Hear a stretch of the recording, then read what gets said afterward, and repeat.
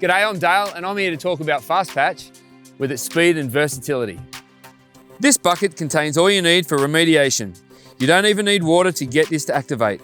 Before we start, make sure you have all the correct personal protective equipment for the worksite, including safety boots, gloves, long sleeve shirt and pants, an appropriate mask, plus whatever else your site manager requires.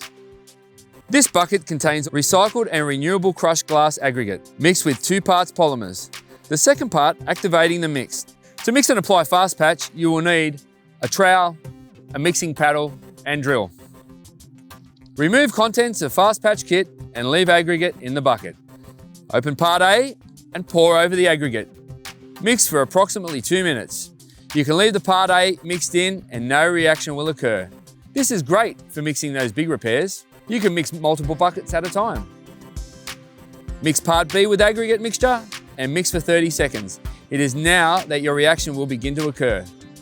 Scrape sides and bottom while mixing. Material will not set if poorly mixed. Immediately pour into area. Level to surrounding surface.